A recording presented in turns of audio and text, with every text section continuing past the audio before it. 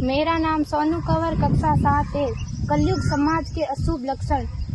कुटुंब कम हुआ, संबंध कम हुआ, प्रेम कम हुआ, मर्यादा कम हुई, लाज लज्जा कम हुई, विनम्रता कम हुई, समर्पण कम हुए, पुस्तक वाचन कम हुआ, खान पान की शुद्धता कम हुई, बाल कम हुए, कपड़े कम हुए, नींद कम हुई, घी मक्खन कम हुआ, पीतल तांबे के बर्तन कम हुए, भाई भाई का प्रेम कम हुआ, सत्य कम हुआ, अतिथि कम हुए, धैर्य कम हुआ, श्रद्धा और विश्वास कम हुआ, बड़ों का सम्मान कम हुआ और भी बहुत कुछ कम हुआ जिससे जीवन सहज था, सरल था। संतान को दोष न दे।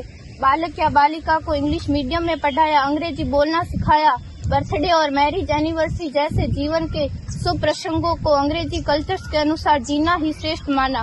माता पिता को मम्मी डैड कहना सिखाया। जब अंग्रेजी कल्चर से परिपूर्ण बालक या बालिका बड़ा होकर आपको समय नहीं देता, आपकी भावनाओं को नहीं समझता, आपको तुच्छ मानकर आपसे जुबान लड़ाता, जब आपको बच्चे में कोई संस्कार नजर नहीं आता, तब घर के वातावरण को गमगीन किए बिना, संतान को दोष दिए बिना एकांत में जाकर रो लीजिएगा, क्योंकि पुत्र या पुत्री की पहली वर्षगांठ से ही भारतीय संस्कारों के बजाय, मंदिर जाने के बजाय केक कैसे काटा जाता है, यह सिखाने वाले आप और अम्मी है। जब बच्चा पहली बार घर से बाहर निकलता है तो प्रणाम और आशीर्वाद के बदले बाय बाय कहना सिखाने वाले आप और अम्मी है।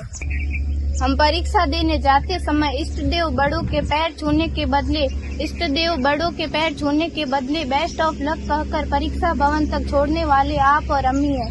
बालक या बालिका के सफल होने पर घर में परिवार के साथ बैठकर खुशियां मनाने के बदले होटल में पार्टी मनाने की प्रथा को बढ़ावा देने वाले आप और अम्मी है।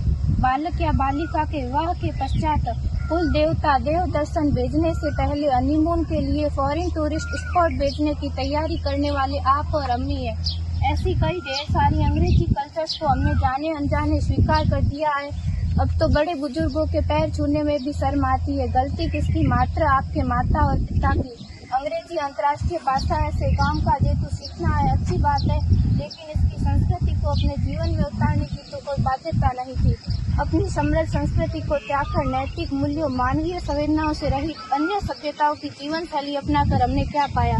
अवैध संबंध, टूटते रिश्ते, व्यसन युक्त धन, थके हारे मन, छल भरे रिश्ते, अनुशासनहीन संतानें, असुरक्षित समाज। एक बार विचार जरूर कीजिएगा कि संस्कारवान पीढ़ी क्यों आवश्यक है।